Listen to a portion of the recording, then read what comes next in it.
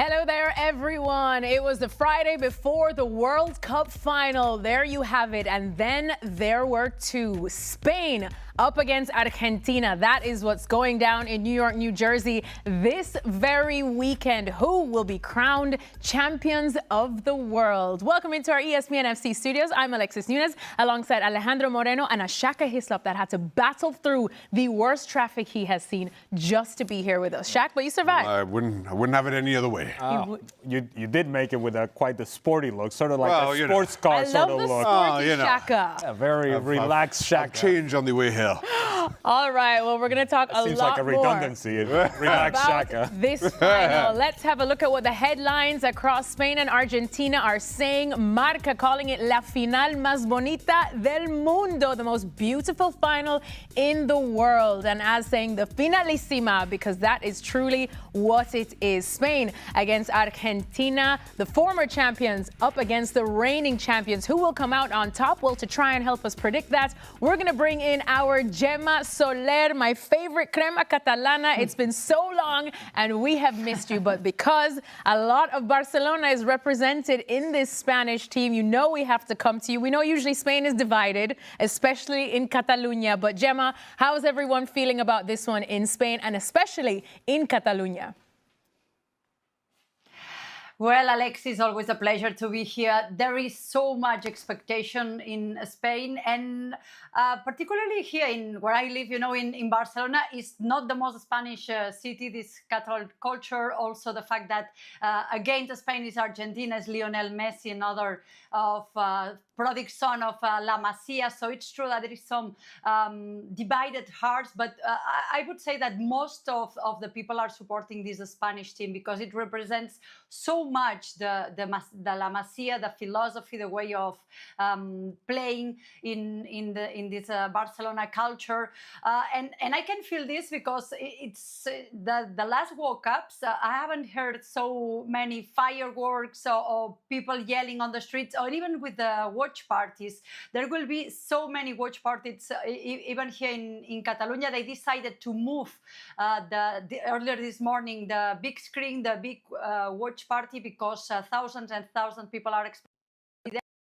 I'm going to be there, so it's nice that it's going to be in the beach that day. So just to talk a bit about the expectation, the fact that Spain played so well, it's true that maybe the Lamine Yamal hasn't been sparkling that much, but getting to this final, the game, that semi-finals against France has risen the expectations regarding this World Cup. Yeah, Spain definitely surprised, I think, a few, not our Ale Moreno, who called Spain as the team that would beat France, and he got it right. But I think they definitely surprised many by taking out Kylian Mbappe and co in that one. All right, so let's look ahead to this final a bit more with some stats. Now, this is the first time the reigning European and Copa America champions will face off in the World Cup final, and it's the first FIFA World Cup match to feature the top two ranked teams in the world. Well, somebody who knows a thing or two about winning a World Cup with Spain, Gerard Piqué. He did it back in 2010, and here he is talking with Sergio Di.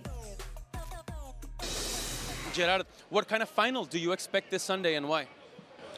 Well, I expect a final where Spain will play their game, which is having the ball, pressuring a lot, and Argentina trying to defend and counterattack and try to use Leo as they are doing with his talent to score goals and provide assists.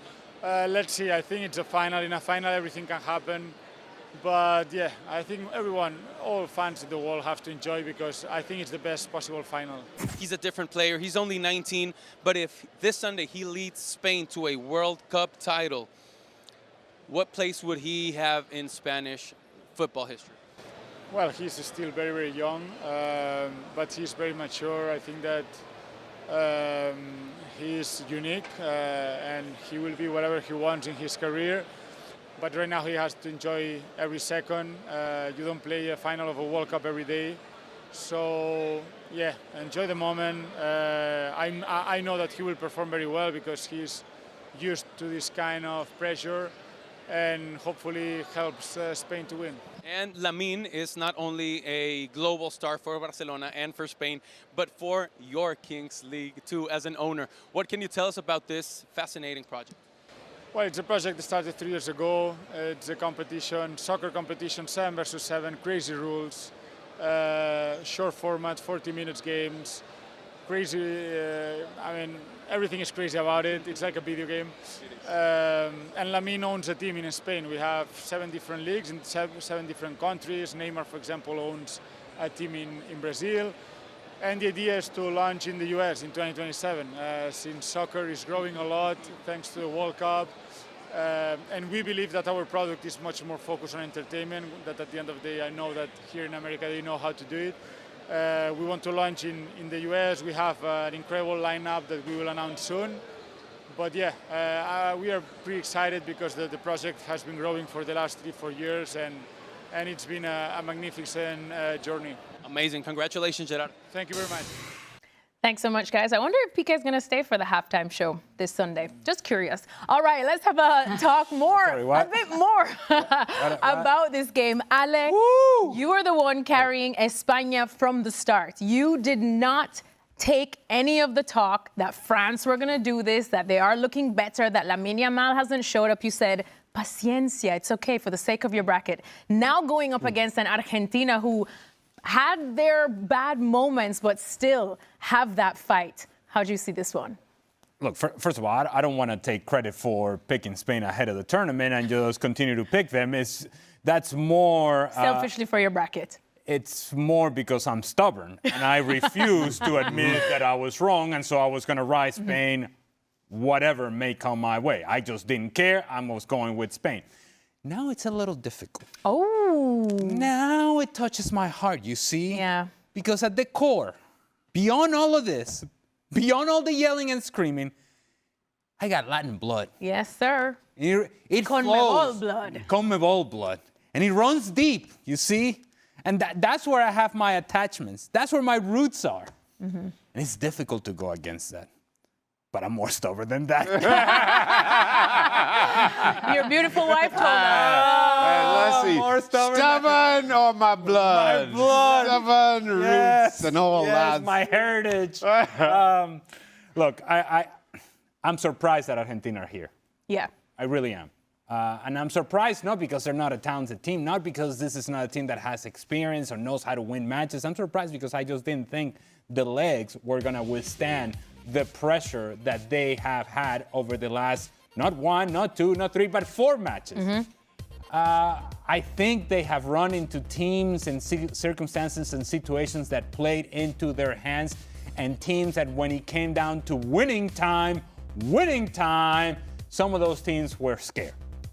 Egypt didn't know what to do in the last 12 minutes of the match. England, who you would think may know what to do, they decided to take a step back, and they did not know what to do. They got scared. I haven't made up my mind as to whether they got scared of winning or scared of losing, but scared regardless. Switzerland, they were dominating the game, and then they got a red card. So there's been a lot of extenuating circumstances as to why Argentina are here. But they're here. And so you get this sense like, oh, maybe it's just destiny. Maybe it's meant to happen, and there is nothing that Spain can do. There is something that Spain can do. And just continue to keep the ball in the manner in which they did against France. They do a lot more of that against Argentina. It's difficult to make a case for Argentina. Yeah, Shaka, when we saw Spain against France, we talked about how we saw a different Spain, like they almost played a game of chess and they were comfortable with it. Did we see Argentina now, despite all the doubts and the critiques that we had of them on the road to making it to this next game, did they silence some of those doubts now? They silence a whole lot of doubts. Yeah. I think all tournament long in many respects. I hold my hands up once again to start the tournament. I didn't think Argentina had what it took to get not only this far, but maybe through a semi-final. You could see them getting to a quarterfinal quite comfortably, but then from then on in, they've just continued to amaze. And now, to Ali's point, Thomas Tuchel and England played into those hands, certainly in the semi-final. But that's what makes this final so difficult to call. Yeah. Because I thought Spain played their best game against France, made a very good France team look very ordinary. And that takes some doing, and Spain needs to be credited for that. Tactically, I thought De La Fuente got it absolutely right. Players on the day, I thought, rose to the occasions and sensed the moments when they were arising. That is an incredible instinct from a Spanish team. But Argentina, then you see them 24 hours later against England. And Ali described them the day before, I think it was, as a team who will die for Lionel Messi. England go 1-up. And this team does not stop running. This team, whose legs should have been shot 2 or 3 games ago, just seemed to turn up the volume on it. And England did not know how to respond, or certainly didn't respond well enough. And now it comes down to the talent, the tactics of Spain against a pure grit and of 10 players and the brilliance of Lionel Messi. And how do you separate those two, again, which is what makes this final so intriguing come Sunday? Just 1 second, just for clarification about my bracket. Let's make it more about myself, Shaka. Yeah, you're welcome to. If you'd allow it. No, I was out of this conversation back a long time ago. Yes, let me just say this as well. I did pick Argentina to get to the final as well. Boy. I'm just saying. I'm just saying. But I'm saying. That's what I'm saying. Moreno, this I is got why. about the semis right, but then it all blew up. This is It all why blew up. we pay him the big bucks. All right, well, let's talk about one of the biggest storylines heading into this final, Gemma, and that is, of course, going down to one photo. The photo that has launched 1 million headlines now, and that is one that was taken about 19, 20 years ago of a young Lionel Messi bathing an even younger Lamine Yamal. There's so many numbers and storylines just from this. That's a healthy-looking baby. That's a healthy-looking baby. I know he's a healthy-looking one. But Gemma, how much to see how he grows up. is this photo being talked about right now, especially in Catalonia, because we know Lamine Yamal is a son of Catalonia, Lionel Messi as well, even though he's Argentino, he is an adopted son there. Do they feel like this final then was just written in the stars? It looks like magic. Who could have ever guessed this picture would mean so much? It was taken by absolutely chance. There was a charity campaign going on at Barcelona. So, and the photographer, Joan Montfort, he works for sport. He knew he had to do a picture with Lionel Messi, and he was giving a bath to her child. And he thought, what am I going to do? I know, and it's really, it was written in the skies, because back then Lionel Messi was not the main star of Barcelona. It could have been Ronaldinho, it could have been Samuel Eto'o, but somehow they decided to make it with Messi, who was a very extremely shy guy. So he was taking the bath with his kid, and he thought, what am I going to do so Lionel Messi feels a little bit comfortable with the baby? So he brought that bath with a little duck and went there. So Lionel Messi, he thought he would be taking a picture with a kid, not with a baby, with a 4-month baby. And what Joan explains is when he got into the visitors' locker room is where this picture was taken. Messi was a little bit shocked, and he didn't really know what to do back then. But then he started to take in the bath. Lamine Yamal's mother helped him a lot. And the other crazy thing is that these two tremendous football players have never crossed paths since 18 years and 8 months approx, and they will do this in a final. So I think you couldn't plan for that. You couldn't predict that. And nowadays, you look at this picture and you, of course, think it's AI. It's impossible this happened. But yeah, I think it has to be some kind of magic, and it has got so much coverage and magic here in Catalonia, especially in Barcelona. Yeah, over here in the USA as well, because it's just something that who would have thought? I think Messi must be looking and wondering, how on earth did we get here? It's the first time, obviously, these two will be facing each other, especially with their countries. Ale, what are you expecting, though, from both of them on the pitch? Because Lionel Messi, nothing to prove, but he's still proving that he can do it at 39. Lamine Yamal, though, as Gemma had said, we still want to see the Lamine Yamal that we know and love, although we know not to push too much pressure on him. Well, if you're going to put pressure on somebody, I think the World Cup final, rises to that level. And he's ready for it. I think this would be the moment. And so I think we've seen enough of Lionel Messi over the course of his career. Yeah. And certainly we've seen enough of Lionel Messi in this World Cup to know full well that he will have a Messi moment at some point during this final. The question is as to whether Lamine Yamal will have his moment. I have no issues, no doubt whatsoever that eventually Messi will find the game, and eventually there will be a situation in which he has a positive impact on the game for Argentina. If you're a Spanish fan, you want to see the same thing from Lamine Yamal, that there will be a moment or two in this final in which you need to be one of those guys, one of those guys that elevates your level of play to where nobody else can catch you, where you elevate yourself and bring the team with you, and you're able to then have a positive impact for your team. What better time to do it if you're Lamine Yamal? You still haven't done that just yet in this World Cup, not to that level. Yeah. What better time to do it than in the World Cup final against Argentina and against Lionel Messi? I mean, we've seen the Oyarzabal show, we've seen Mikel Merino show, we've even seen the Pedro Porro show, which I don't think any of us had on our bingo card for this World Cup. Shaka, is it time for the Lamine Yamal show?